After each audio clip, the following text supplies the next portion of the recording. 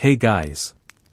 Tonight we climb one of the most controversial, most mocked, most passionately hated, and ultimately most beloved structures ever built by human hands.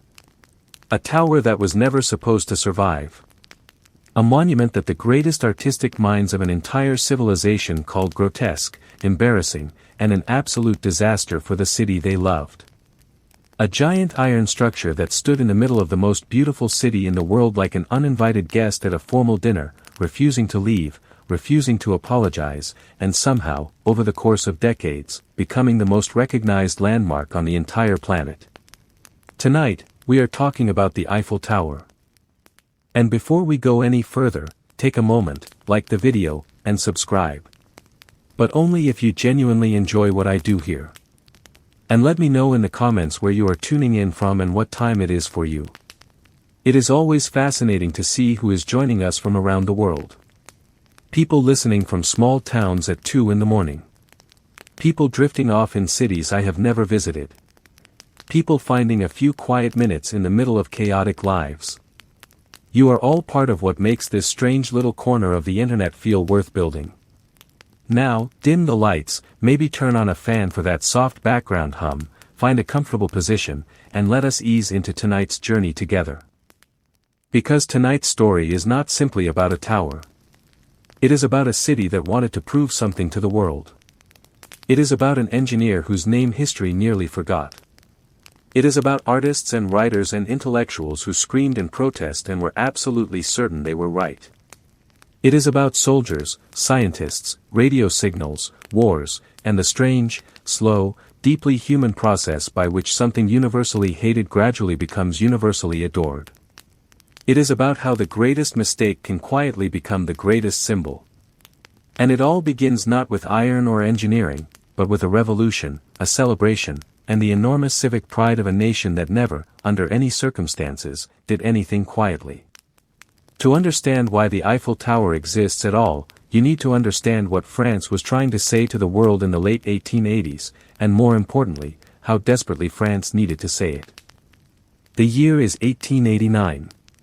100 years have passed since the French Revolution, that extraordinary, terrifying, world-shaking event in which the French people rose up against their king, dismantled an entire social order, sent aristocrats to the guillotine, and declared loudly and somewhat bloodily that the age of absolute monarchy was finished.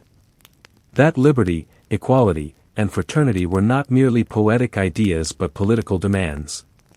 The French Revolution had genuinely changed the world. It had inspired independence movements across Europe and the Americas. It had redrawn the map of political possibility. It had proven, violently and dramatically, that ordinary people could tear down systems that seemed permanent and build something entirely new in their place. A century later, France wanted to celebrate that moment. And France, being France, wanted to celebrate it in a way that the entire world would notice, remember, and discuss for generations. The vehicle for this celebration would be a World's Fair. Officially called the Exposition Universelle of 1889, it would be held in Paris and designed to showcase not just French achievement but the progress of human civilization itself. The 19th century had been a century of astonishing transformation. Steam engines had replaced horses. Factories had replaced cottage industries. Railways connected cities that had once taken weeks to travel between. Electricity, that mysterious invisible force, was beginning to reshape daily life in ways that would have seemed like pure magic to anyone living just 50 years earlier. The world was changing faster than it ever had before in human history, and Paris intended to be the stage on which that change was displayed, celebrated, and marveled at. World's fairs in the 19th century were genuinely extraordinary events. They were not like modern trade shows or exhibition halls. They were spectacles. They were pilgrimages. They were the internet of their era, in the sense that they gathered information, technology, and cultural achievement from across the entire world and placed it in one location where enormous crowds could encounter it in person. The 1851 World's Fair in London had introduced the Crystal Palace, a breathtaking structure of iron and glass that seemed to defy every architectural expectation of the time.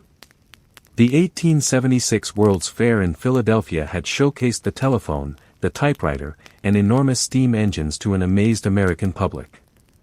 Each successive fair attempted to outdo the last, to present something genuinely new, genuinely astonishing, genuinely unforgettable. France had hosted World's Fairs before.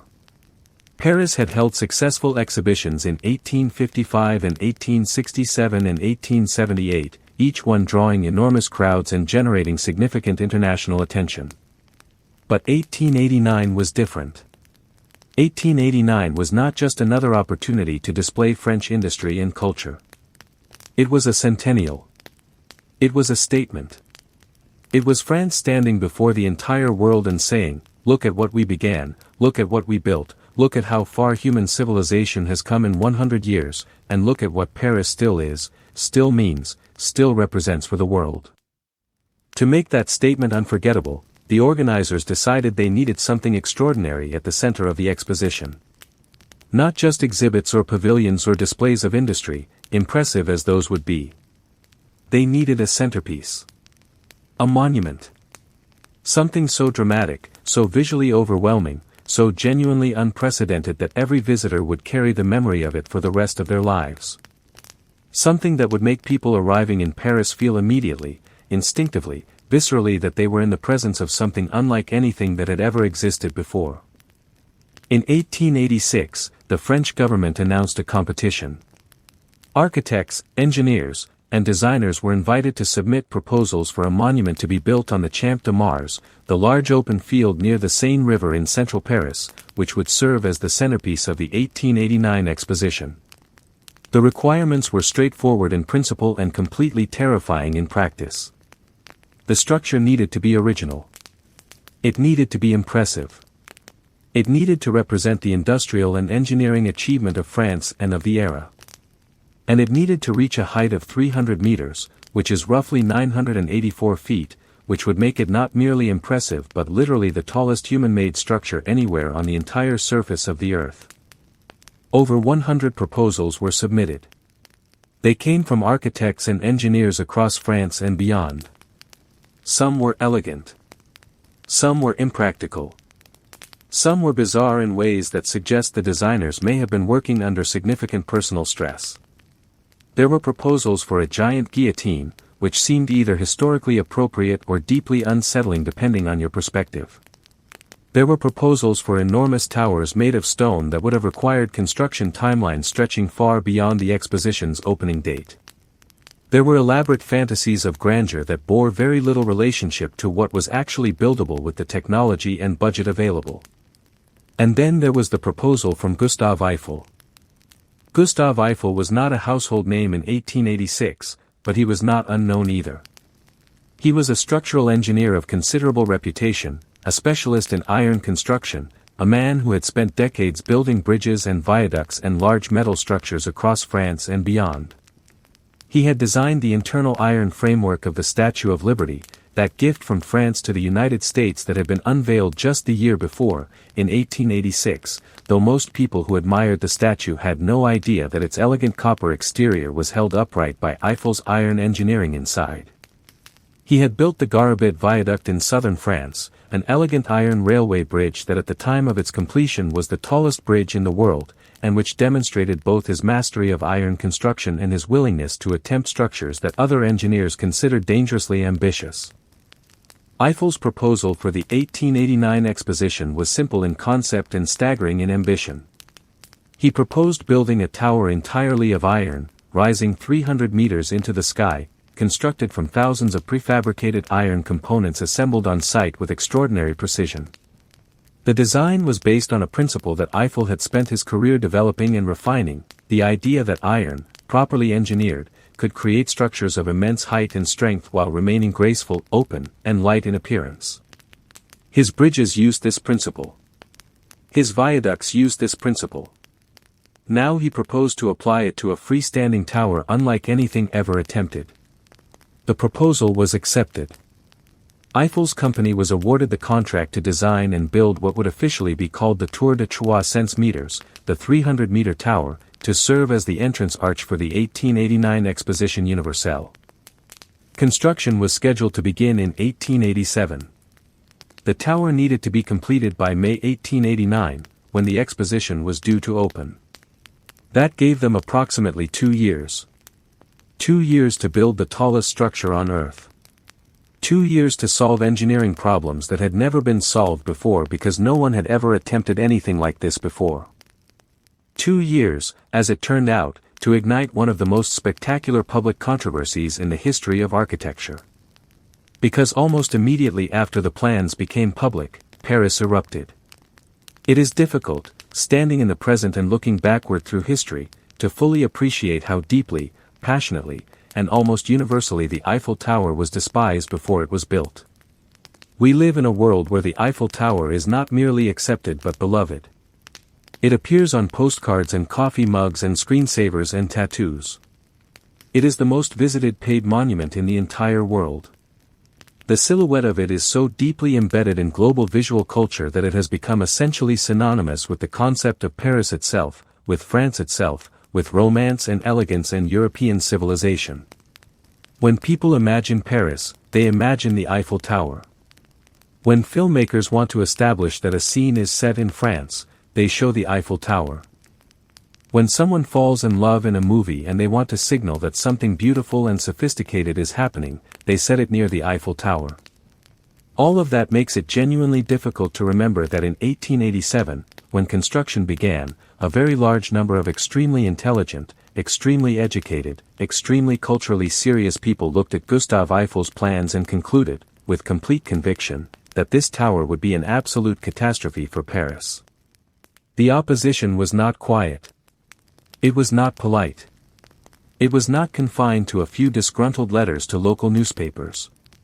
It was loud, organized, passionate, and represented by some of the most celebrated names in French cultural life. In February of 1887, just as construction was beginning, a group of prominent French artists, architects, writers, and intellectuals submitted a formal petition of protest to the director of the exposition, demanding that the project be halted. This petition became known in the press as the Protest of the 300, somewhat ironically echoing the tower's height, and it was signed by figures whose names carried enormous cultural weight in France at the time. The composer Charles Gounod signed it. He had written Faust and Ave Maria and was considered one of the great musical minds of France. The architect Charles Garnier signed it.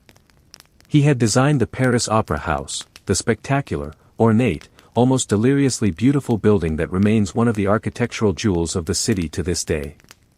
The novelist Guy de Maupassant signed it. He was one of the most widely read writers in France, a master of the short story, a man whose literary judgment was taken seriously across Europe. The poet Sully Prudhomme signed it. He would later become the first person ever awarded the Nobel Prize in Literature. These were not cranks or eccentrics or people without standing. These were the cultural establishment of France, the people whose artistic opinions shaped public taste and whose protests carried genuine weight in public discourse.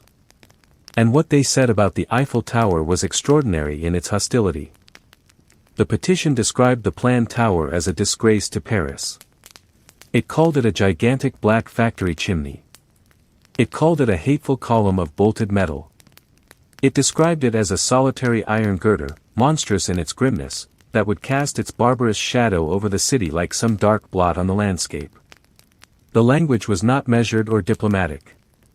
It was the language of people who genuinely, viscerally believed that something they loved was about to be destroyed, that the city they lived in and celebrated and identified with was about to have something hideous planted in its center. The newspapers took up the cry with enthusiasm. Journalists who covered art and architecture competed to produce the most colorful insults. The tower was called a skeleton of a belfry. It was called a dishonor to Paris. One critic, in a phrase that has survived specifically because of its spectacular viciousness, called it a truly tragic lamppost. Another described it as a metal asparagus. Several compared it to an enormous factory smokestack, that symbol of industrial ugliness that the artistic establishment associated with everything coarse and commercial and opposed to genuine beauty. The underlying argument, beneath all the colorful language, was actually a serious one. Paris was in 1887 arguably the most beautiful city in the world. It had been deliberately redesigned in the 1850s and 1860s by Baron Haussmann under Napoleon III, its medieval tangle of narrow streets replaced by the wide, elegant boulevards and uniform stone facades that still define the city today. The skyline of Paris had a particular quality, a horizontal flow of cream-colored stone buildings punctuated by elegant domes and spires, that many people genuinely and reasonably considered one of the great aesthetic achievements of human civilization. The Cathedral of Notre Dame. The Pantheon. The Palace of the Tuileries. The grand boulevard stretching toward Sacré-Cœur. Every element of the Parisian skyline seemed to contribute to a coherent visual harmony that had developed over centuries. And now someone proposed to stick a 300-meter iron tower in the middle of it. To the artists and architects and writers who signed the petition, this was not a difference of aesthetic opinion. It was an act of vandalism. It was the equivalent of drawing a mustache on a masterpiece. It was a blunt, unsubtle, commercial intrusion of industrial ugliness into a landscape of refined beauty, and they were absolutely certain that once the tower was built and the damage was done, the people of Paris and of the world would see that they had been right all along. Guy de Maupassant, the great novelist, reportedly developed such a strong aversion to the tower that he made a habit of eating lunch at the restaurant located inside the tower's base.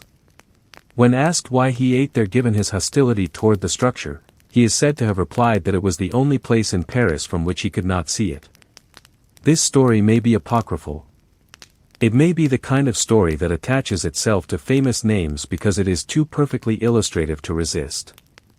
But whether or not Maupassant actually said it, the sentiment it expresses was entirely real. There were people in Paris who genuinely found the tower so visually offensive that avoiding the sight of it became a minor but real consideration in how they organized their daily lives. Gustave Eiffel himself was not silent in the face of this criticism. He was a practical man, an engineer rather than an artist, and he approached the controversy with the calm, slightly bewildered confidence of someone who has done the calculations and knows the thing will work.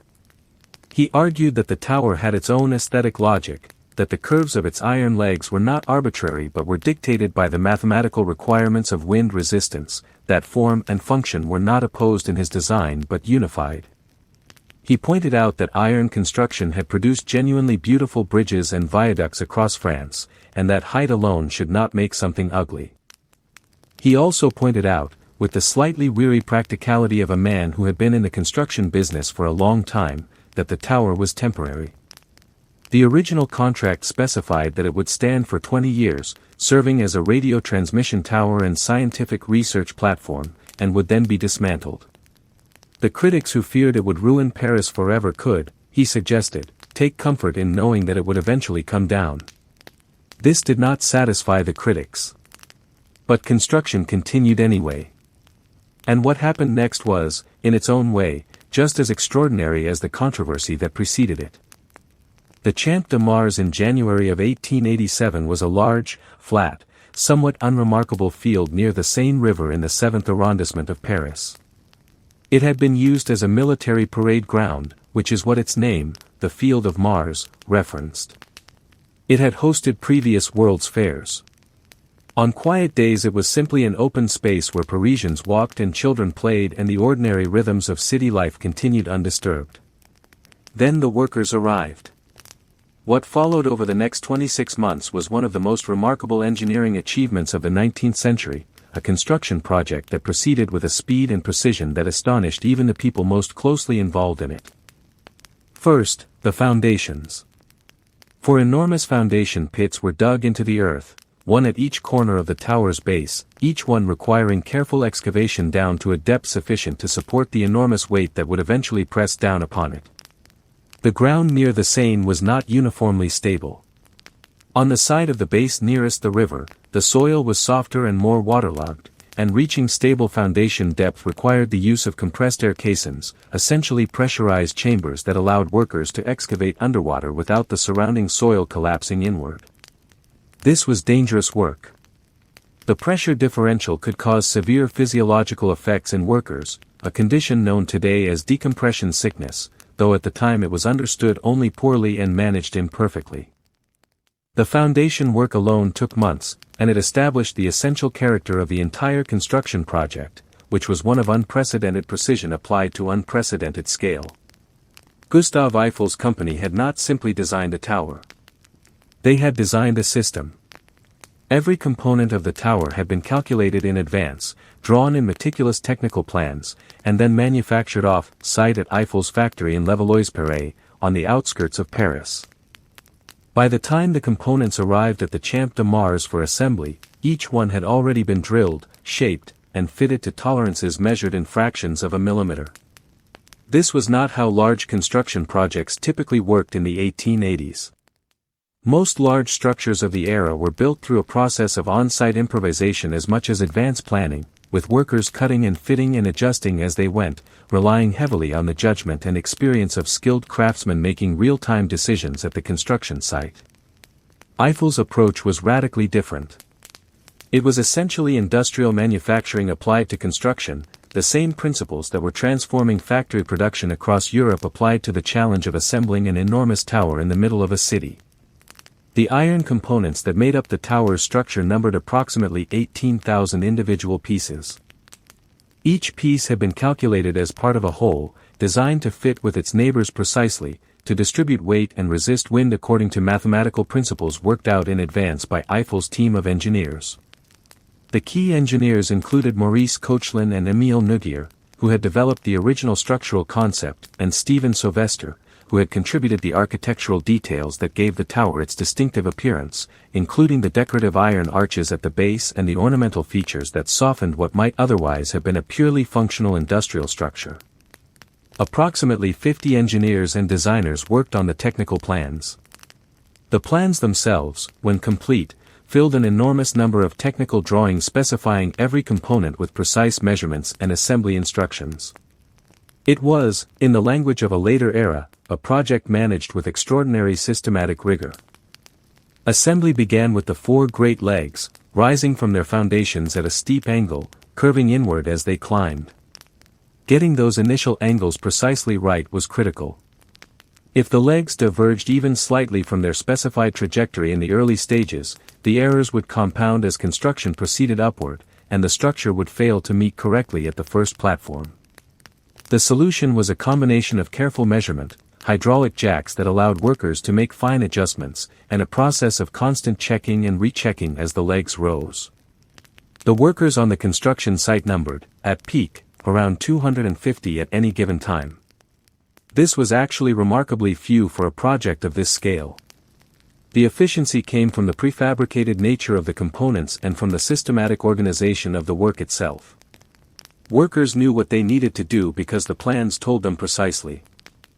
There was relatively little room for improvisation and relatively little need for it. The men who actually assembled the tower at height were known as riveters, and their work was as physically demanding and dangerous as anything being done in industry anywhere in the world at the time. Riveting was the primary method of joining iron components in the 1880s. It involved heating an iron rivet to near molten temperature, inserting it through pre-drilled holes in 2 components being joined, and then hammering it flat with a heavy tool before it cooled, forming a permanent connection. Each rivet required a team of typically 4 workers. One heated the rivets in a small portable furnace. One caught the thrown hot rivet with tongs. One held a metal backing tool against one side. And one hammered. The coordination required was precise, the timing was critical, and the whole process was happening hundreds of meters above the streets of Paris, in weather conditions that ranged from cold and damp to scorching summer heat. Over 2.5 million rivets were used in the construction of the Eiffel Tower. 2.5 million small iron cylinders, each one heated, thrown, caught, inserted, and hammered by teams of workers moving steadily upward as the tower grew. The physical toll of this work was enormous. The heat from the furnaces, the weight of the tools, the constant hammering, the exposure to weather, the sheer physical effort of climbing and working at height every day for months and years. And underlying all of it, the constant quiet awareness that a slip, a moment of inattention, a gust of wind at the wrong moment, could be fatal. Remarkably, given the scale and the danger of the work, the official records indicate that only 1 worker died during the construction of the Eiffel Tower, a man named Angelo Scagliotti who fell during the finishing stages of the project. This was considered astonishing at the time and remains astonishing by the standards of any era. Eiffel had invested significantly in safety measures, including screens and nets, as well as in careful management of working conditions, and while the work remained genuinely dangerous, the casualty rate was far lower than many comparable projects of the period. The tower rose through 1887 and into 1888, and as it climbed above the Paris roofline and became visible from more and more of the city, the public reaction was a complicated mixture of the hostility that had greeted the original announcement and a growing fascination that even critics found difficult to entirely suppress. There is something about watching an enormous structure rise that engages human attention in ways that go beyond simple approval or disapproval. Parisians who had signed petitions against the tower found themselves stopping on bridges over the Seine to watch the ironwork climbing into the sky. Journalists who had written scathing attacks on the design found themselves writing detailed accounts of the construction process with an enthusiasm that occasionally undermined their stated contempt for the project. By the time the tower reached its first platform, about 57 meters above the ground, it was already a landmark. By the time it reached its second platform, at 115 meters, it was the tallest structure in Paris by a considerable margin. By the time the crowning spire was put in place in March of 1889, rising to 300 meters and making the tower the tallest human-made structure on the entire surface of the Earth, surpassing the Washington Monument which had previously held that distinction, something interesting had begun to happen. People were starting to look at it differently. Not everyone. Not yet. The critics were still critical. The petition signers had not retracted their objections. But there was a growing sense, among ordinary Parisians watching this extraordinary iron structure complete itself above their city, that what they were looking at might be something other than a disaster. The Exposition Universelle opened on the 6th of May, 1889. The Eiffel Tower stood at its entrance, gleaming in the Parisian spring light, still smelling of fresh paint, still settling into its foundations, still controversial, still debated, still hated by many of the people who filed past it into the fairground beyond. But it was there. Against all the protests, against all the predictions, against the weight of artistic and cultural opposition from some of the greatest names in French civilization, it was there. And the world came to see it. The Eiffel Tower was never supposed to last. This is one of the great ironies embedded in the story of the most permanent-seeming monument in France. When Gustave Eiffel negotiated the contract for its construction, the agreed terms specified clearly that the tower would stand for 20 years. In 1909, exactly 2 decades after the Exposition Universelle opened, the tower was to be dismantled, its iron components presumably melted down and recycled, and the Champ de Mars returned to something resembling its previous state as an open public space. The reasons for this arrangement were practical and political. The exposition itself was a temporary event, and the tower was officially a component of that event, its entrance arch, its central spectacle, its most dramatic exhibit. Building a permanent monument of this scale required a different kind of approval, a different kind of commitment, and a different kind of public consensus than building a spectacular temporary structure for a specific occasion. Given the intense opposition the tower had generated before construction even began, the temporary designation was in some ways a diplomatic concession to the critics, an implicit acknowledgement that the tower's place in Paris was provisional rather than permanent. And in 1889, if you had asked most of the people who objected to the tower whether they believed it would actually be demolished in 1909, the honest answer from many of them would probably have been yes. They believed the initial enthusiasm would fade. They believed the novelty would wear off. They believed that once the exposition was over and the crowds went home, Parisians would return to their appreciation of beauty and harmony and demand the removal of the iron intrusion from their skyline. They were wrong, but not immediately obviously wrong.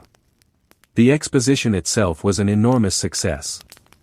Between May and October of 1889, approximately 32 million people visited the Exposition Universelle. 32 million. The population of France at the time was around 38 million. Which means that roughly the equivalent of the entire French population, plus millions of international visitors, came to Paris during those 5 months.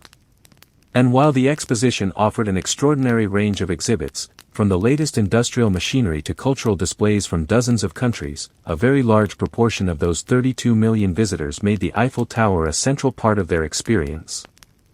People climbed it. They queued for hours to take the elevators or to ascend the staircases to the observation platforms. They looked out over Paris from heights no one had ever previously experienced in the city. They ate at the restaurants inside the tower. They sent postcards with the tower's image to friends and families across France and around the world.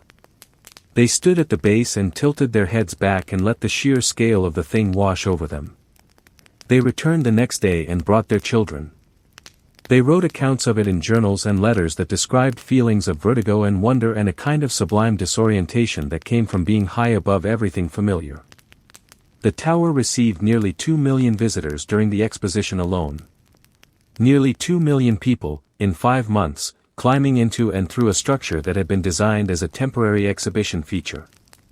Gustave Eiffel had anticipated this.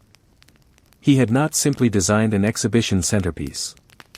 He had designed something that people would want to experience repeatedly, that would sustain interest beyond the initial novelty, that would generate revenue through ticket sales and become self-sustaining. He was, in addition to being an engineer, a businessman, and he had negotiated the right to operate the tower commercially for 20 years, retaining ticket revenues as part of his compensation for building it. When the exposition ended in October of 1889 and the crowds dispersed and Paris returned to its ordinary rhythms, the Eiffel Tower remained. It stood on the Champ de Mars through the autumn and into the winter, no longer surrounded by the fairground activity that had given it a context and a purpose. Critics who had predicted it would look ridiculous once isolated from the exposition found some ammunition in the sight of it standing alone against the great Parisian winter sky, an iron structure of enormous scale with no particular immediate function. But Eiffel had been thinking ahead. He had understood from the beginning that the 20-year dispensation was both a constraint and an opportunity, and that the best way to ensure the tower's survival beyond 1909 was to make it genuinely useful in ways that went beyond spectacle and tourism. In the early 1890s, he established a meteorological station at the tower's summit, using its extraordinary height to collect weather data that was simply not obtainable from ground level in the middle of a large city. The data was useful. Meteorologists valued it. The tower was contributing something measurable and scientific to human knowledge. He established an astronomical research station. He conducted aerodynamic experiments, using the tower's height to drop objects and study air resistance in ways that contributed meaningfully to the early science of aerodynamics. He was building a case, year by year, that the tower was not merely a decorative object or a tourist attraction but a scientific instrument of genuine value. The public, meanwhile, was making its own case through the simple mechanism of continued enthusiasm. People kept coming. Not in the numbers of the exposition year, but steadily, reliably, curiously.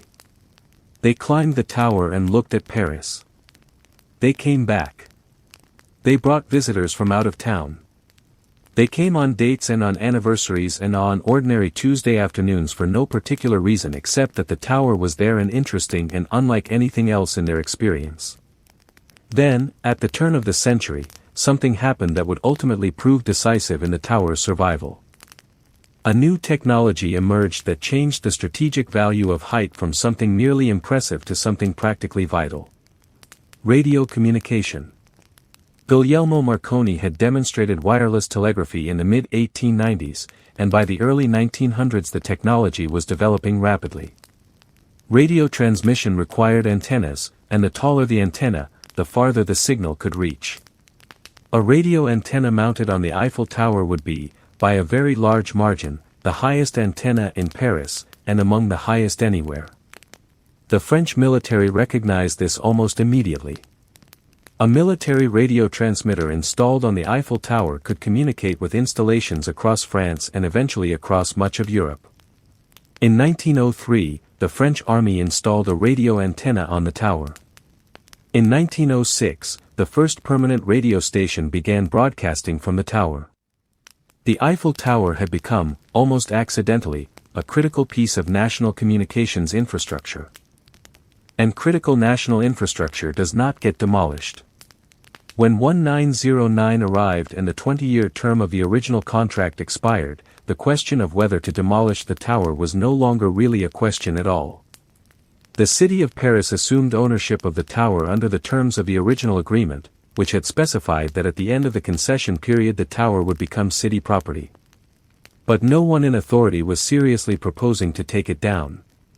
The military communications function alone provided sufficient practical justification for its continued existence, and popular sentiment, while still not uniform, had shifted significantly from the hostility of 1887. The tower would stay. Not because it had been definitively vindicated aesthetically. Not because all the critics had recanted and the petition signers had admitted they were wrong. But because it had found a use, and because a sufficient number of people had decided they were glad it existed. The full vindication would come later. It would come slowly, and then suddenly, and from a direction that no one in 1909 would have predicted.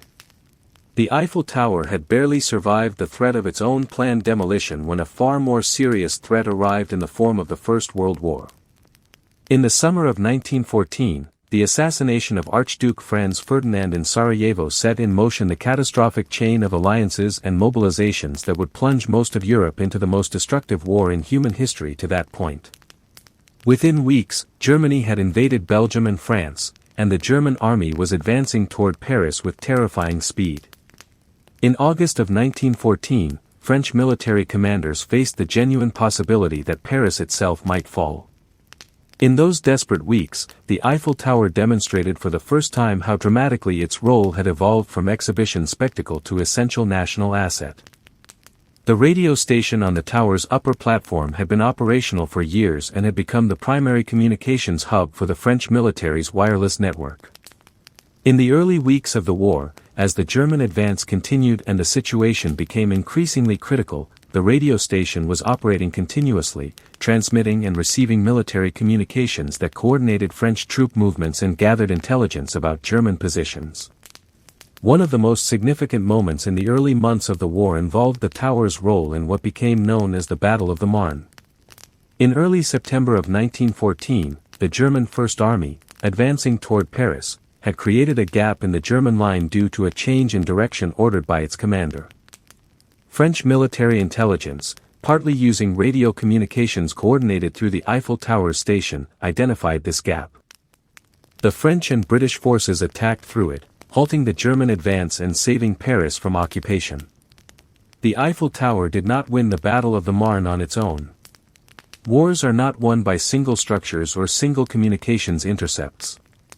But it played a meaningful role in the communications network that made coordinated military response possible, and in doing so it demonstrated something that had not been entirely clear to anyone when it was built, that a tower of extraordinary height, planted in the center of a major capital city, could be an asset of genuine strategic importance. There were also stories, some confirmed and some less certain, of the tower being used to jam German communications. The radio technology of the era was relatively simple, and powerful transmissions from a high-altitude antenna could disrupt enemy communications in ways that were not precisely targeted but were broadly effective. Whether or not these specific episodes occurred exactly as some accounts describe, the general principle was real, and the tower's strategic value was demonstrated repeatedly through the war years.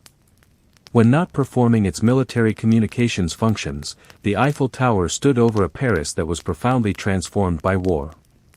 Many of the artists and intellectuals who had protested its construction in 1887 were elderly by 1914 or had already died. The cultural debates of the Belle Époque, that long, prosperous, creative period between the Franco-Prussian War and the First World War, had been interrupted and in many ways permanently altered by the catastrophe of industrialized warfare. The tower that had seemed to them an intrusion of crass industrialism into refined culture now stood as a communications mast in a war fought largely by industrial means. There is a strange irony in this. The critics of the tower had objected partly because they saw it as a symbol of a modern industrialism that was vulgar and mechanical and opposed to genuine beauty. They were right that it was a product of industrial technology. What they could not have foreseen was that the same industrial civilization that had produced the tower would also produce machine guns and poison gas and artillery barrages on a scale that reduced entire landscapes to mud and rubble. Compared to those things, an iron tower was simply a tower.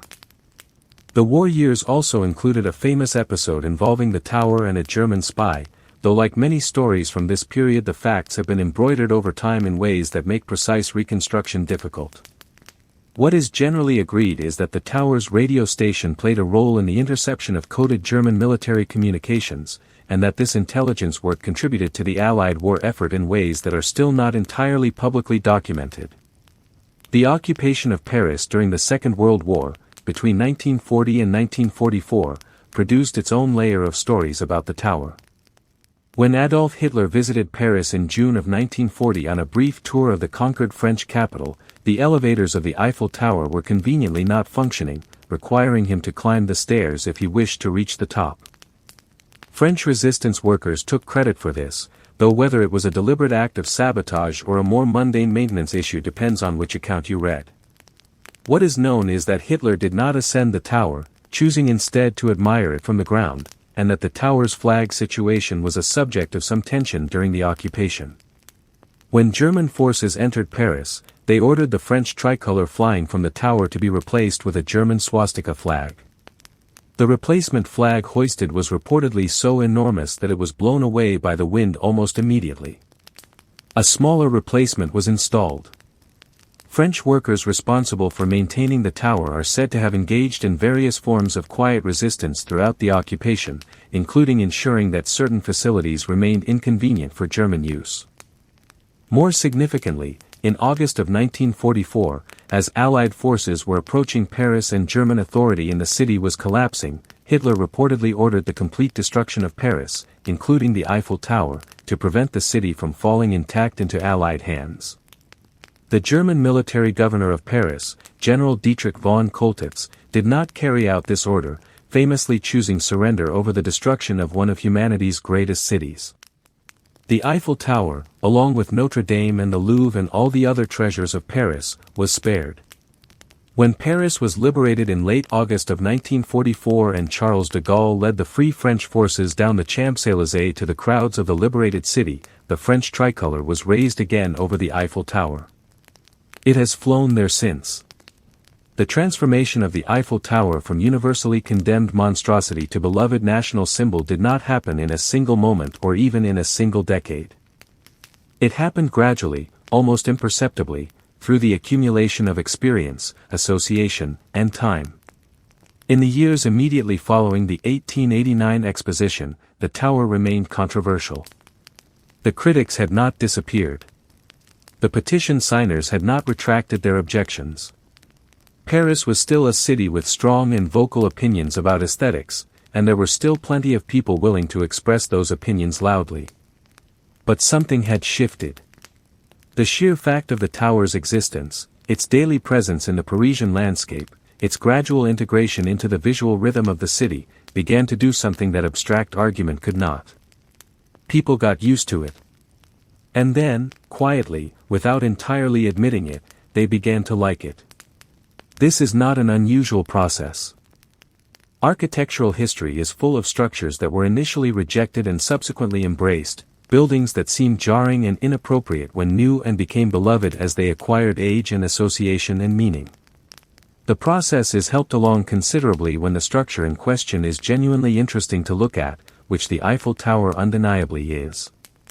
Its iron latticework, the delicate complexity of its construction visible at close range and the elegant simplicity of its silhouette seen from a distance, the way light plays differently across its surfaces at different times of day, in different weather, in different seasons, give it an aesthetic richness that pure industrial function alone would not have produced. Artists noticed. The Impressionists were already transforming how Paris was seen and painted in the years around the tower's construction, and the tower quickly became a subject for painters who found in its modernity and its visual complexity something genuinely interesting to explore. Georges Seurat incorporated the tower into several compositions. Robert Delaunay painted it obsessively, again and again, exploring how its form could be broken into color and geometry, producing canvases that remain among the most important works of the early 20th century. Marc Chagall painted it. Utrillo painted it. The tower that had been called an eyesore by the cultural establishment of France became, within a generation, a subject that serious artists found endlessly compelling. Photographers found it equally irresistible. The late 19th and early 20th centuries were the period when photography was establishing itself as both a documentary medium and an art form, and Paris was one of the great centers of photographic activity. The Eiffel Tower, with its extraordinary height, its complex iron geometry, its views across the city, and its symbolic weight, became one of the most photographed subjects in the world. Images of the tower were reproduced in newspapers and magazines and eventually postcards, which became one of the primary means by which visual images circulated in mass culture in the early 20th century. Postcards are not a trivial consideration here. The postcard boom of the late 19th and early 20th centuries was a genuine cultural phenomenon, a mass media transformation in how images of places were shared and how people formed mental pictures of locations they had never visited. Millions of postcards depicting the Eiffel Tower were sent from Paris to addresses around the world. People who had never been to France, who might never go to France, who had no particular connection to France or to the debates about architecture and civic aesthetics that had surrounded the tower's construction, received these postcards and formed impressions of the tower as a landmark of romance, elegance, and sophisticated urban life. The tower entered popular culture. It appeared in novels, in early films, in advertisements, in illustrations, in every medium through which visual images and cultural associations circulated. And in each of these appearances, it accumulated further associations, further layers of meaning, further emotional resonances that gradually displaced and eventually buried the original context of its creation. The debates of 1887 became historical footnotes. The petition of the 300 became an ironic curiosity, a reminder that even the most sophisticated cultural observers can be spectacularly wrong about what will last and what will matter. Film was particularly important. The Eiffel Tower appeared in early cinema almost from cinema's beginning. As narrative film developed in the early 20th century and Paris became one of the great mythological settings of movie storytelling, the tower became a visual shorthand for everything Paris was supposed to represent. Sophistication, romance, beauty, artistic freedom, continental elegance. Every time the tower appeared in a film, it reinforced these associations, and every reinforcement made the next appearance more resonant.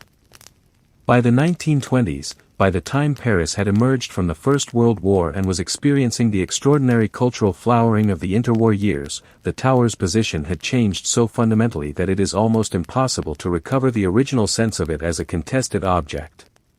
The painters who painted it and the writers who wrote about it and the tourists who came to see it treated it as an established feature of the Parisian landscape, as natural and inevitable as the Seine River or the Cathedral of Notre Dame. The arguments of the 1880s seemed not merely wrong in retrospect but somehow quaint, the anxieties of people who had not been able to see what history would see. The Eiffel Tower is not simply a monument. It is a maintenance project. This is something that visitors standing at the base and looking upward at the elegant iron latticework do not typically think about, but it is absolutely fundamental to the tower's continued existence. Iron does not maintain itself. Left without attention, it rusts. And a structure of this scale, exposed to the weather of a northern European city for over a century, requires constant, systematic, expensive, and extremely complicated care. The most visible and most famous aspect of the tower's maintenance program is the painting. The Eiffel Tower is repainted completely every 7 years. This has been the practice since the tower's construction, give or take variations in the schedule during periods of war and economic disruption.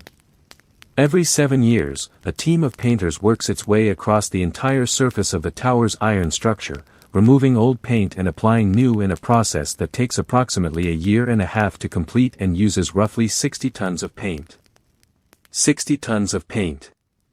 That number is worth pausing over for a moment. 60 tons of material, applied by hand to the iron surface of the tower, in a process that involves painters working at extraordinary heights, in weather conditions ranging from winter cold to summer heat, on a structure that has 19,000 individual iron components and 2.5 million rivets, every surface of which needs to be reached and coated. The painting is not simply a cosmetic exercise. The paint is the tower's primary protection against the corrosion that would otherwise degrade and eventually destroy the iron. The sun warming one side causes that side to expand slightly faster than the cooler side in shadow, resulting in a very slight lean away from the sun that changes direction throughout the day as the sun moves. These movements are tiny, well within the tower's design tolerances, and completely invisible to anyone standing inside or below the structure. But they are real, measurable, and serve as a constant quiet demonstration of the physics of large iron structures.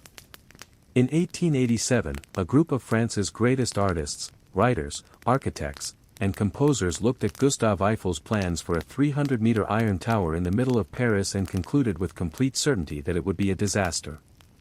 They were some of the most perceptive, most educated, most culturally sophisticated people of their era. They were not fools. They were not reactionaries opposing all change. Many of them had welcomed other aspects of modern life with enthusiasm. They were people of genuine taste and genuine intellectual seriousness who looked at a proposal and made a judgment. And they were spectacularly, almost perfectly, wrong. The Eiffel Tower is today the most visited paved monument in the world.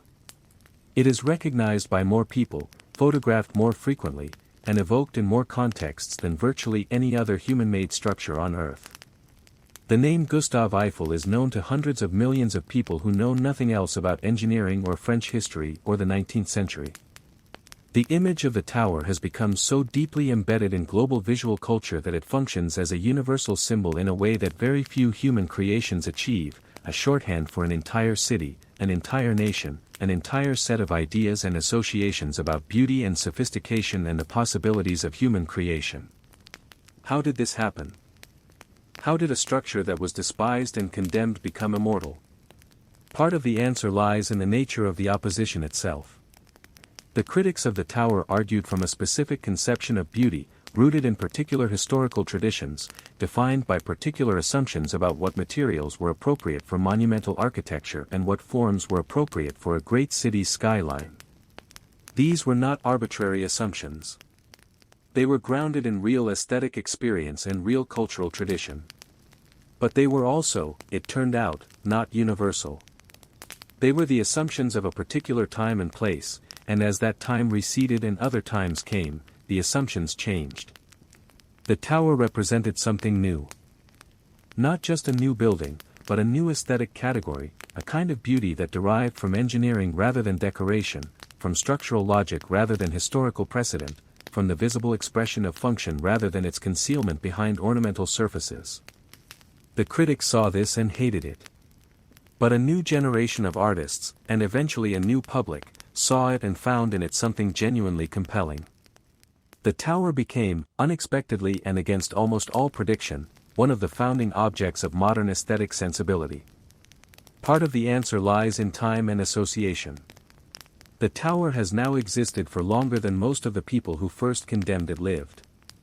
It has been present through the entire modern history of France, through wars and occupations and liberations and cultural revolutions and the ordinary passage of generations. People were born in the shadow of it. Children grew up with it as a feature of their visual world. Photographs of Paris taken in every decade of the last century include it.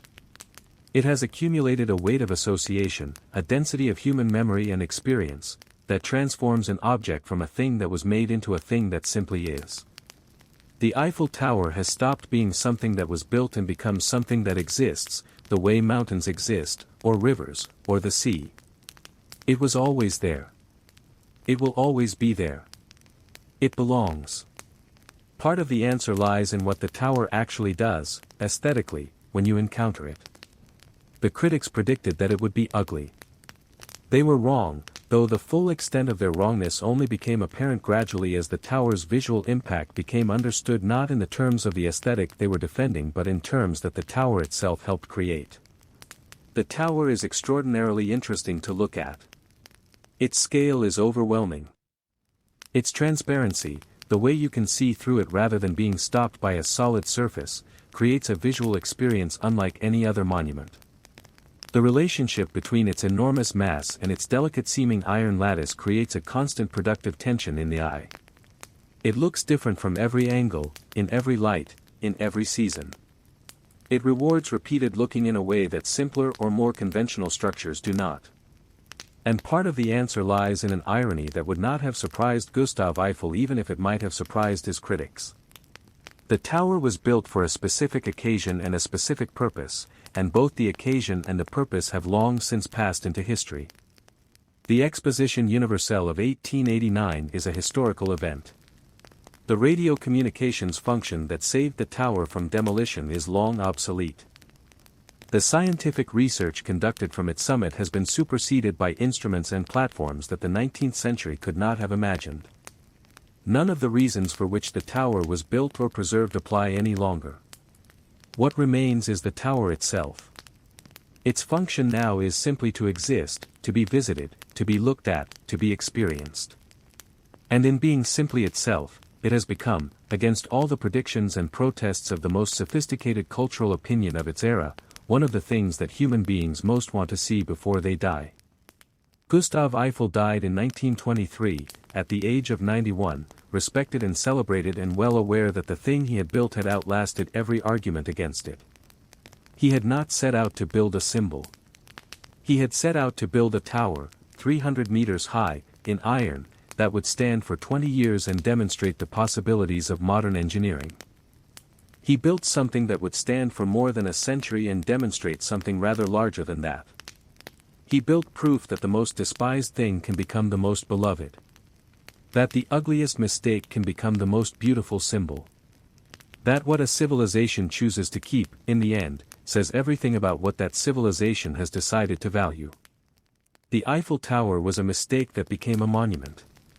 And tonight, as Paris lights below it and the iron glows golden in the dark and 7 million annual visitors sleep on either side of a trip they will tell their children about, it stands.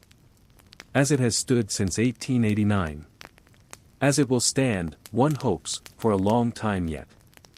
Now we talk about the secret bunker inside the Eiffel Tower. The Eiffel Tower is, on its surface, one of the most thoroughly documented structures in human history. It has been photographed from every angle, measured to extraordinary precision, written about in hundreds of languages, analyzed by engineers and historians and architects and tourists and schoolchildren doing research projects. If you wanted to know how many rivets hold it together, you could find that number within minutes. If you wanted to know the exact dimensions of every iron beam in its structure, that information exists and is accessible. If you wanted to know what color it was painted in 1907, somebody has written that down somewhere. And yet, beneath that tower, beneath the ground on which those famous iron legs stand, beneath the layers of tourist experience and cultural mythology and postcard imagery that have accumulated over more than a century, there is a space that most people do not know about.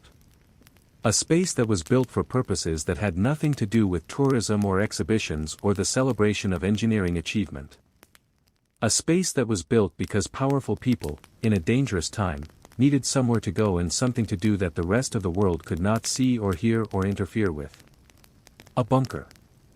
Let us start at the beginning. Not the beginning of the bunker, but the beginning of the tower itself, because you cannot understand why the bunker exists without understanding what the tower became after it was built, and what it became is the key to everything.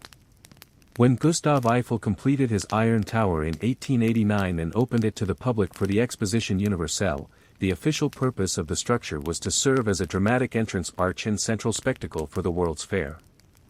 That was the stated reason for its existence. That was what the politicians and the exposition organizers had commissioned and what Eiffel had delivered. A monument to French engineering achievement and industrial capability, 300 meters of iron rising above the Champ de Mars to demonstrate what the 19th century had made possible. But Eiffel himself had other ideas about what the tower could be used for, ideas that went considerably beyond providing a dramatic view of Paris to wealthy tourists willing to pay for elevator tickets.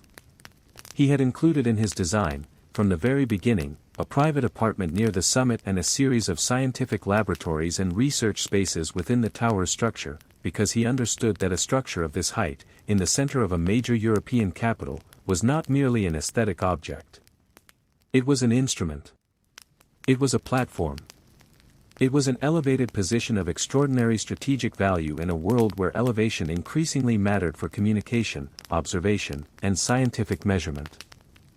The tower's role as a communications platform began almost immediately after its construction and expanded rapidly through the 1890s and into the early years of the 20th century. Meteorological stations. Astronomical observations. Aerodynamic experiments. And then, at the turn of the century, the technology that would ultimately determine the tower's fate and transform its relationship to the French state arrived and changed everything. Radio. When the French military installed a radio antenna on the Eiffel Tower in 1903, they were not simply adding a piece of equipment to a tourist attraction. They were incorporating one of the most prominent and strategically located structures in France into the national defense infrastructure. The tower's height made its antenna the most powerful radio transmitter in the Paris region by an enormous margin. Signals transmitted from the tower could reach distances that ground-level transmitters could not approach. The French military understood this immediately and acted on it with considerable urgency. By 1906 a permanent military radio station was operating from the tower. By 1908 the tower had become the primary hub of a military communications network that extended across France and into French territories beyond.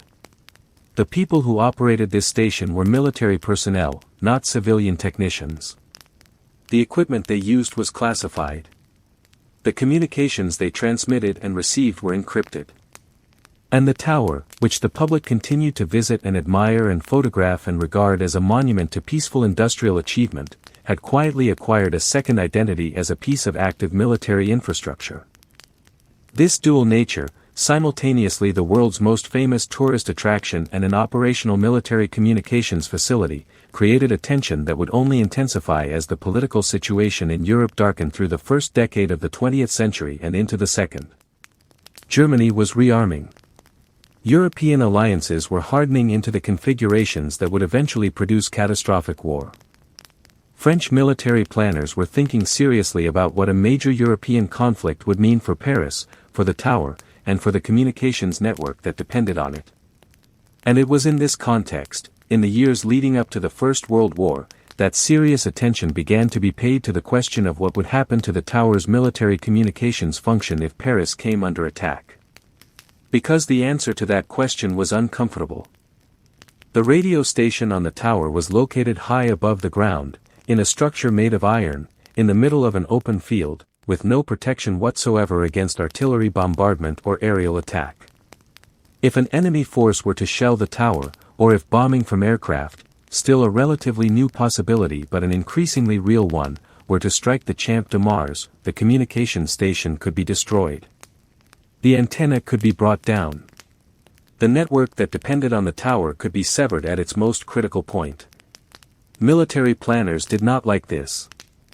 Military planners, as a professional class, are people who spend their careers identifying vulnerabilities and designing solutions to them, and the vulnerability of having your primary communications hub located in an exposed iron tower with no hardened protection was the kind of thing that kept military planners awake at night. The solution, developed in the years before and during the First World War, was to create protected spaces beneath the tower. Underground spaces. Reinforced spaces. Spaces that could continue to function even if the tower above them were damaged or if the surrounding area came under bombardment. Spaces that would allow the critical work of military communications to continue regardless of what was happening on the surface. In other words, a bunker. The construction of underground facilities beneath the Eiffel Tower was not a single project undertaken at a single moment. It was a gradual process that developed across multiple periods, responding to evolving military needs and evolving threats. The precise timeline is complicated by the fact that military construction projects of this kind were not publicized. They were not celebrated with ribbon-cutting ceremonies or commemorated in newspaper articles. They were done quietly, by people with security clearances, and the results were not discussed in public. What is known is that by the time the First World War began in 1914, there were underground facilities beneath the tower that provided protected space for communications equipment and personnel. These were not elaborate structures by the standards of dedicated military bunkers built later in the century. They were utilitarian spaces, reinforced against the most likely threats, equipped with the communications technology of the era, and designed to allow essential operations to continue under conditions that would have rendered the tower's exposed upper stations inoperable. The First World War provided the first real test of these facilities and of the tower's strategic value more broadly. In the desperate weeks of August and September 1914, as German forces advanced toward Paris and French military commanders faced the genuine possibility that the capital might fall, the communications network centered on the Eiffel Tower was operating under conditions of extreme pressure. Military radio traffic was continuous. The stakes of communication failures were measured in lives and territory. And the facilities beneath the tower, protected from the surface threats that a city under threat of bombardment faced, provided a measure of resilience that purely surface-based operations could not have offered. The role of the tower's communications network in the Battle of the Marne, that critical engagement in September 1914 that halted the German advance and saved Paris, has been acknowledged in general terms by historians. The tower intercepted German military radio communications. The information gathered contributed to the French understanding of German dispositions. The coordination of French and British military responses relied on radio communications, of which the tower was a central hub. Beneath all of this activity, in the protected spaces underground, personnel worked to keep the systems operational and the communications flowing. After the First World War ended and France moved into the complicated, anxious interwar period, the underground facilities beneath the tower were maintained and in some respects expanded. The war had demonstrated their value. The peace that followed was not the stable, secure peace that exhausted populations hoped for, but a tense, uncertain interval in which serious military planners continued to plan seriously for the next conflict that many of them believed was inevitable. The 1930s brought that belief increasingly close to confirmation. Hitler's rise to power in Germany in 1933, the remilitarization of the Rhineland in 1936, the annexation of Austria in 1938, the dismemberment of Czechoslovakia in 1938 and 1939, each step in the sequence made it clearer to French military and political leaders that another major war was coming and that France would be in the middle of it. Preparations accelerated. Civil defense planning intensified. And the facilities beneath the Eiffel Tower, that curious and little-known feature of one of the world's most famous landmarks, were reviewed, upgraded, and prepared for the possibility of serving their intended purpose under conditions far more severe than anything the First World War had produced. When the Second World War began in September 1939 and France found itself at war with Germany for the second time in a generation, the tower and its underground facilities entered their most dramatic period. The months of the phony war, that strange, suspended period between September 1939 and May 1940 when the formal declaration of war had been made but large-scale fighting had not yet begun on the Western Front, were months of frantic preparation. French military and government planners used the time to reinforce critical facilities, establish emergency protocols, and prepare for the German offensive that intelligence suggested was coming. The underground spaces beneath the Eiffel Tower were part of this preparation.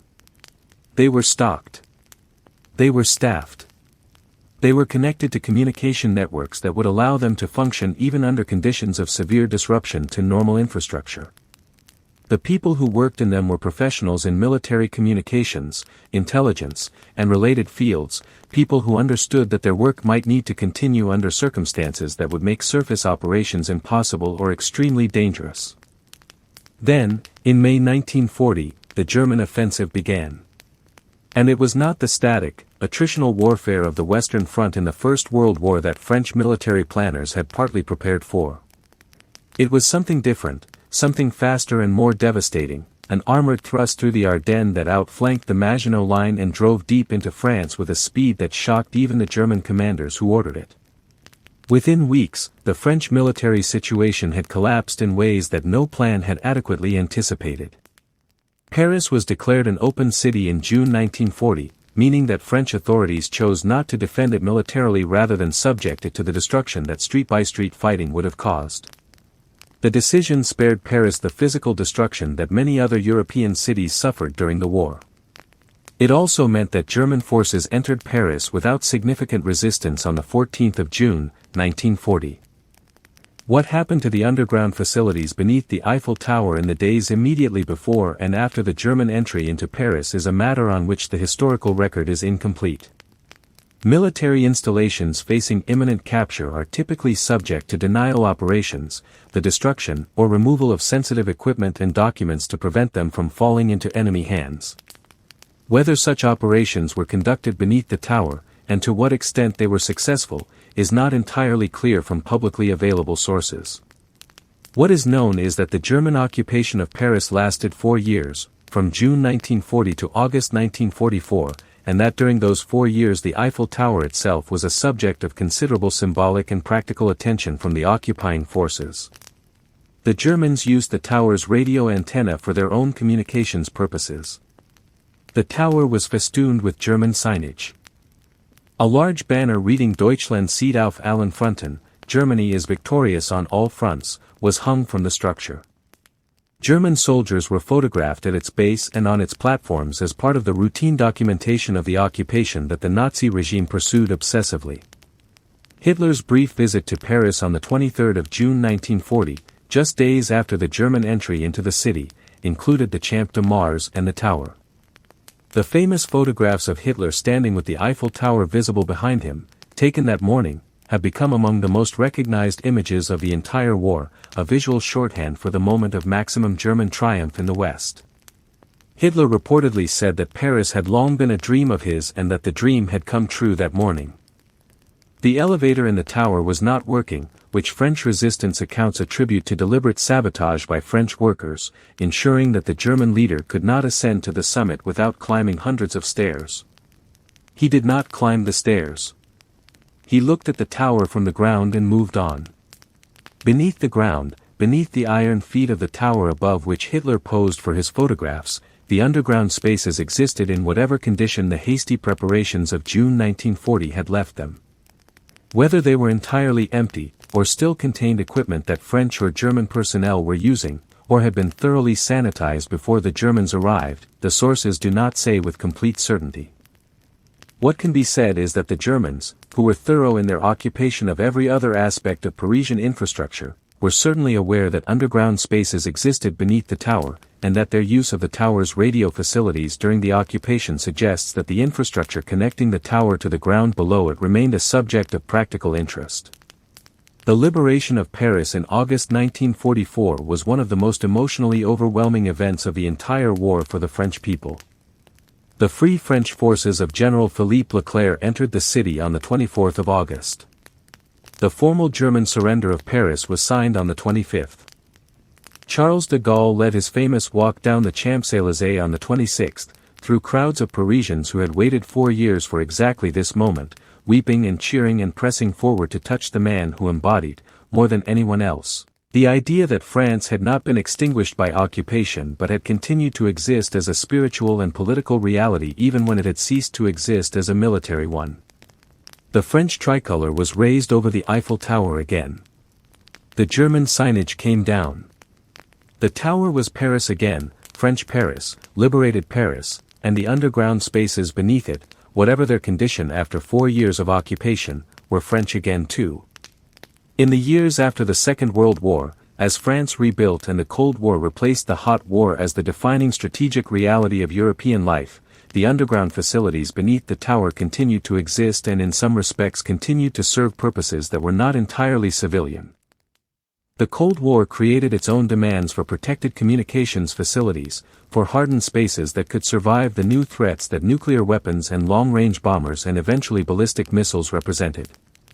Paris, as the capital of a major Western power and a founding member of NATO, was a city that planners on both sides of the Iron Curtain thought about in strategic terms, and the infrastructure of that strategic reality included spaces that ordinary Parisians did not know about and were not meant to know about.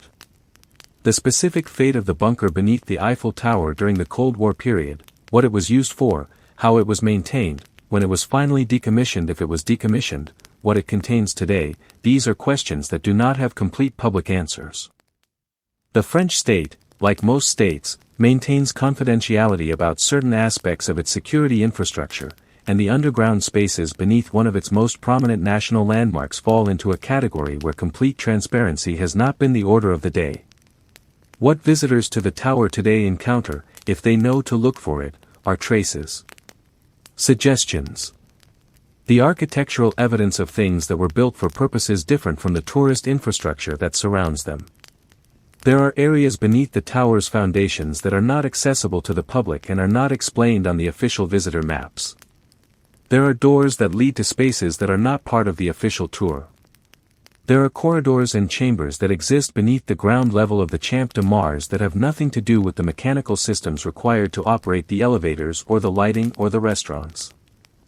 The Société d'Exploitation de la Tour Eiffel, the company that manages the tower today, does not publicize these spaces.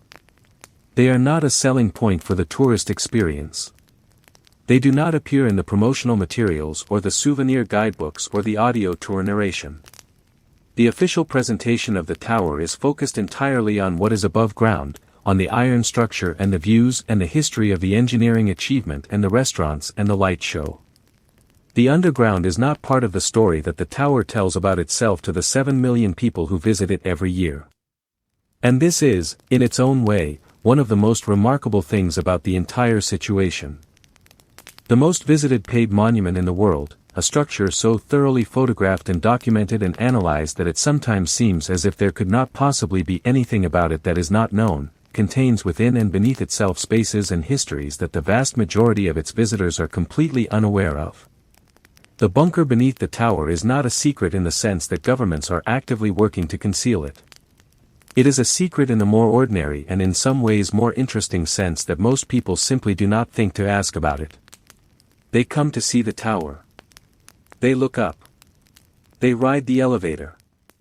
They take the photographs. They go home. They do not look down. They do not think about what lies beneath the ground on which the tower stands, beneath the iron feet that have rested on that ground since 1889, beneath the layers of history and military necessity and Cold War anxiety and ordinary institutional inertia that have accumulated over more than a century. And yet it is there. A space built for war, beneath a monument built for peace. A hardened room beneath an iron dream. A bunker beneath a tower that was supposed to last 20 years and has instead lasted through 2 world wars and a cold one and more than a century of ordinary human history and is still standing, still gleaming, still receiving its 7 million visitors a year, still being photographed from every angle, still being painted every 7 years with 60 tons of paint, still sparkling in the Paris night on the hour, every hour, after dark. The secret bunker beneath the Eiffel Tower is a reminder that the things we think we know most completely are often the things that contain the deepest surprises. That the most public face can conceal the most private history. That monuments built to celebrate human achievement also carry within them the evidence of human fear, human conflict, human ingenuity applied not to beauty but to survival. Gustave Eiffel built a tower. History built everything else. And some of what history built, it built underground, in the dark, in spaces that the postcards do not show and the tourists do not see and the 7 million annual visitors walk over without ever knowing. Sleep well tonight. And if you dream of Paris, dream of the tower sparkling in the dark above the Seine. But perhaps also, just for a moment, think about what lies beneath it. What has always lain beneath it? There is an apartment near the top of the Eiffel Tower that most people never see. Not because it is hidden exactly. Not because it is sealed behind unmarked doors or buried beneath classified security clearances or tucked into some forgotten corner of the tower's iron structure where maintenance workers rarely venture. It is visible, in fact, from the third-level observation platform, accessible to anyone who pays for a ticket and rides the elevator to the summit. You can look through the window and see inside it. You can see the period furniture and the wallpaper and the small piano and the figures arranged to suggest a conversation frozen in time, 2 men leaning toward each other across a table in the way that 2 people deep in a fascinating discussion lean, oblivious to everything outside the radius of their exchange. Most visitors walk past it in a few seconds. They glance through the glass, register that something is there, and move on to the view, because the view from the third level of the Eiffel Tower is the kind of thing that commands attention and does not easily release it. Paris spreads out below in every direction, a panorama so vast and so detailed and so extraordinary that the small apartment with its wax figures barely registers as a competing attraction. But that apartment is one of the most interesting rooms in France. Because it belonged to Gustave Eiffel. And what Gustave Eiffel did in that apartment, who he invited into it, what he thought about while sitting in it above the rooftops of the city that had alternately celebrated and despised and ultimately canonized him, and what it meant for a man to live at the top of the most famous structure he had ever built, is a story that the crowds passing through the tower below almost never hear in full. To understand the apartment, you need to understand the man. And to understand the man, you need to go back considerably further than the tower itself, back to the beginning of a career that was remarkable long before anyone had heard of a 300-meter iron structure on the Champ de Mars. Alexander Gustave Eiffel was born on the 15th of December, 1832, in Dijon, the capital of the Burgundy region of France, a city famous for its mustard and its wine and its beautifully preserved medieval architecture. He was born into a comfortable middle-class family. His father was a former soldier who had transitioned into civilian administration. His mother was a more entrepreneurial figure, running a fuel distribution business that provided the family with a solid financial foundation during Gustave's childhood. The combination of administrative discipline on one side and commercial practicality on the other seems, in retrospect, to have produced in their son something of both qualities, a man who was simultaneously rigorous and systematic in his technical work and shrewdly practical in the business arrangements he built around that work. Eiffel was not an immediately obvious genius. He was a capable student, interested in history and chemistry, but not the kind of prodigy whose extraordinary gifts announced themselves early and dramatically. He was admitted to the École Centrale des Arts et des Manufactures in Paris, one of the grandes écoles of the French educational system, where he studied chemistry before pivoting to engineering. The pivot proved decisive. He had found his natural territory. After graduating in 1855, Eiffel entered the world of structural engineering at a moment of extraordinary opportunity. France was in the middle of an industrial transformation. Railways were being built across the country at enormous speed. Bridges were needed everywhere. Viaducts. Station roofs. The entire infrastructure of a modernizing industrial economy required iron structures of kinds and scales that had barely existed a generation earlier, and the engineers who could design and build these structures had more work than they could easily handle. Eiffel threw himself into this work with the focused energy of someone who has found the thing they were born to do. He worked first for a company that built railway equipment, learning the practical realities of iron construction from the ground up, not just the theoretical principles he had absorbed at school but the actual hands-on knowledge of how iron behaved under load, how connections needed to be designed, what the gap was between what looked good on paper and what worked in the field. This practical foundation would define his approach to engineering for the rest of his career. By the 1860s he had established his own company and was taking on major contracts. His reputation grew with each project. The Bordeaux Bridge, completed in 1858, had been one of his earliest major achievements, a railway bridge over the Garonne River that demonstrated his ability to manage complex foundation work in difficult conditions. Through the 1860s and 1870s he built bridges and viaducts across France and beyond, each one adding to his technical repertoire and his professional reputation.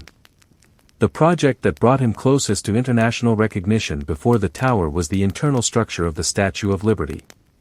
The statue itself was a French gift to the United States, conceived and designed by the sculptor Frédéric Auguste Bartholdi as a monument to the shared democratic values of France and America. But the gleaming copper figure that Bartholdi imagined required an internal skeleton to hold it upright, a structural armature that could support the weight of the copper sheets and withstand the wind loads that a large structure standing in New York Harbor would experience. This was an engineering problem, and Bartholdi turned to Eiffel to solve it. Eiffel designed an internal iron pylon, a central tower from which secondary iron frameworks extended to support the outer copper skin, allowing it to flex slightly in the wind rather than resisting wind loads rigidly, which would have created stresses that the structure could not have sustained long-term. The solution was elegant and effective.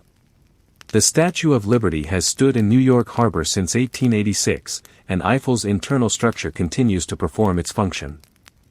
Most people who admire the statue from the harbor or from its observation decks have no idea that they are also, in a sense, admiring Eiffel's engineering, that the figure they see is held upright by the same mind that would build the tower 3 years later.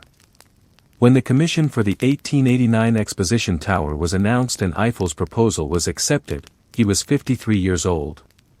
He was established. He was respected. He was wealthy. He had built his company into one of the premier structural engineering firms in France and had a body of work behind him that most engineers would have considered a complete and satisfying career. He did not need the tower to make his reputation. His reputation was already made. But he wanted the tower anyway. He wanted it with a focused intensity that went beyond professional calculation or financial opportunity.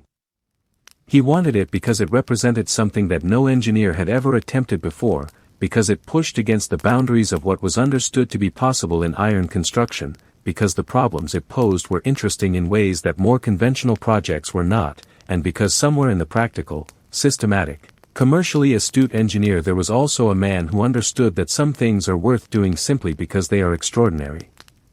The controversy that greeted his proposal, the petition of the 300, the newspaper attacks, the cultural establishment of France lining up to condemn what he was building, did not deflect him. He addressed it publicly, calmly, with the patience of someone who has done the calculations and knows the thing will work.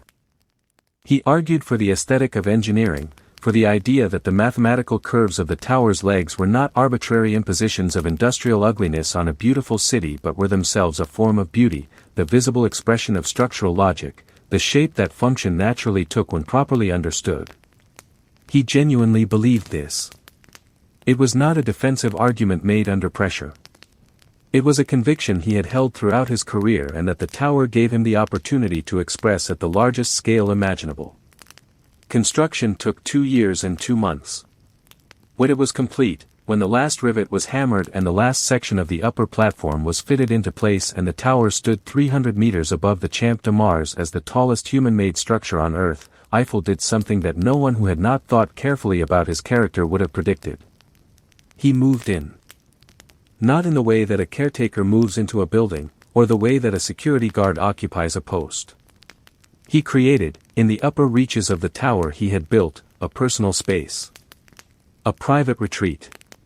An apartment that was his and his alone, that he had designed for his own use, that reflected his own tastes and interests and the specific quality of life he wanted to live at the top of the most extraordinary structure he had ever created. The apartment was located at the 3rd level, approximately 270 meters above the ground. It was modest in size by the standards of wealthy Parisians of the era. It was not a grand salon designed for entertaining large numbers of guests. It was a set of intimate rooms, a sitting room, a small laboratory space where Eiffel could pursue his scientific interests, sleeping quarters, the basic infrastructure of a private domestic space. The furniture was comfortable rather than ostentatious, the kind of furniture that a prosperous, educated man of the period would choose for a place where he intended to actually live and work rather than to impress visitors with his wealth. There was a small piano. There was a writing desk. There were shelves for books and scientific instruments. There were windows on all sides that provided views across Paris that no other apartment in the city could match, that no other apartment in the world could match at that moment in history, views that on clear days extended to horizons so distant that the curvature of the earth began to become a factor in what could be seen. The question of why Eiffel built this apartment is one that his contemporaries asked and that historians have continued to discuss. The practical answers are straightforward enough. He had a 20-year concession to operate the tower commercially. He needed to be involved in its management. Having a personal space within the tower made certain kinds of operational oversight easier. The tower also housed scientific equipment and experiments, and having working quarters where he could pursue that scientific work made practical sense. But the practical answers do not entirely satisfy. The apartment was too personal, too clearly designed as a genuine living space rather than a functional office, to be explained entirely by operational necessity. Eiffel had a house in Paris. He had the means to maintain whatever office space he needed at ground level. The apartment at the top of the tower was not something he needed in any purely functional sense. It was something he wanted. And what he wanted, it seems, was to live in the thing he had built. To inhabit it. To wake up in it and fall asleep in it and conduct his daily life within it. To sit at his desk in the evenings and look out at Paris spread below him in the gathering dusk and feel, in some immediate and physical and irreducible way, the reality of what he had created. There is something deeply human about this impulse. The desire not merely to build something but to live inside it. Not merely to create something but to be surrounded by it. Eiffel had spent his career building structures that other people inhabited and used and passed through. Railways that other people traveled on. Bridges that other people crossed. The Statue of Liberty, which stood in an American harbor and welcomed American immigrants and would become a symbol of American ideals. He had built things for other people, things that served other people's purposes, things that other people claimed and named and made their own. The tower was his. He had designed it. He had fought for it against the opposition of critics and the skepticism of conventional opinion. He had built it with the accumulated knowledge and judgment of a career spent mastering the properties of iron. And the apartment was his statement of ownership, not legal ownership, which the contract specified would eventually transfer to the city of Paris, but the deeper, more personal ownership that comes from living inside something and making it a part of your daily life. Parisians and the press found the apartment endlessly fascinating and slightly bewildering. They could understand a wealthy industrialist having a grand house in a fashionable arrondissement. They could understand a successful engineer maintaining impressive offices near the center of the city. They could not quite understand why a man of Eiffel's wealth and social standing would choose to spend his time in a small set of rooms at the top of an iron tower, reached by elevator or by several hundred stairs, exposed to the wind and weather of the Paris climate, far above the comfortable ground-level world where respectable bourgeois life was conducted. Eiffel did not seem troubled by their bewilderment. He received visitors in the apartment with evident pleasure. He entertained distinguished guests there, not large dinner parties in the manner of conventional Parisian social life but smaller, more intimate gatherings of people he found genuinely interesting, scientists, engineers, artists, intellectuals, the kinds of people with whom he could have real conversations about real things. Among those visitors was Thomas Edison. Edison's visit to the tower during the 1889 exposition is one of the most celebrated episodes in the building's history and one of the most fascinating meetings between two of the 19th century's greatest engineering minds. Edison was at the height of his fame in 1889. He had invented the phonograph in 1877. He had developed the first practical incandescent light bulb in 1879. He had created the Edison Illuminating Company and was in the process of building the electrical infrastructure that would transform daily life across the industrialized world. He was, in the estimation of most people who thought about such things, the greatest inventor alive, possibly the greatest inventor in human history, a man whose practical genius had already changed the world and showed no signs of stopping. Edison had come to Paris as a celebrity. He visited the exposition as one of its most distinguished guests. He was received with the kind of attention that today would surround a major political leader or entertainment figure, crowds gathering to see him, journalists following his movements, officials competing for the honor of his company. He was shown the latest European technological achievements and received politely but also with the slight competitive awareness that always attended meetings between American and European technological cultures in this period. And then he went to the Eiffel Tower. The meeting between Edison and Eiffel in the apartment at the top of the tower is documented in several contemporary accounts, though like all famous historical meetings it has attracted its share of elaboration and embroidery over the years. What is reliably known is that the two men met, that they spoke at length, that the conversation was animated and mutually engaged, and that Edison signed Eiffel's guest book, inscribing it with a dedication that expressed genuine admiration for both the tower and its creator. Edison's dedication in the guest book, written in his own hand, addressed Eiffel as a great engineer and expressed admiration for the tower in terms that went beyond polite social nicety. Edison was not a man given to empty compliment.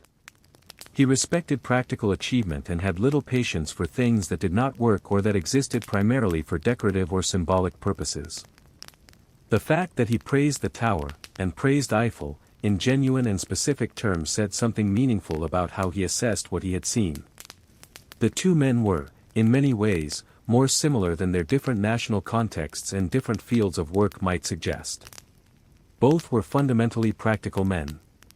Both had built their careers on the application of careful thought and systematic experimentation to real engineering problems rather than on theoretical abstraction. Both had faced significant skepticism and opposition in the course of their work and had persisted past that opposition because they were confident in their calculations and their judgment. Both were, in the deepest sense, men who made things, and who understood other men who made things with a directness and mutual recognition that transcended the social conventions of the era. What they talked about in that apartment above Paris, specifically, in the detail and the back and forth of a real conversation between two people who were genuinely interested in each other's work, we cannot entirely know.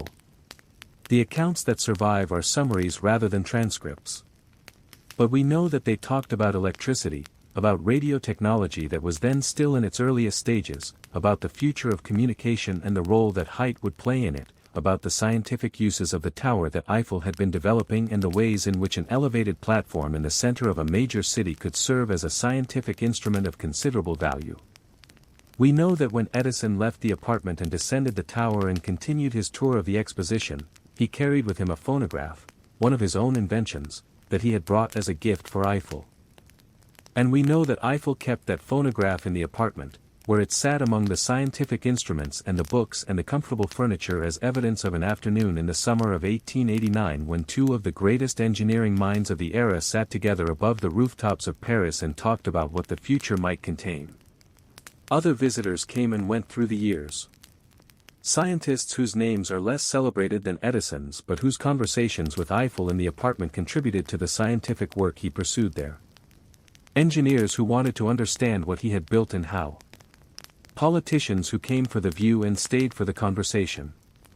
Artists, despite the famous hostility of the artistic establishment to the tower, who found themselves unable to resist the invitation to see Paris from above in a way no artist had previously been able to see it.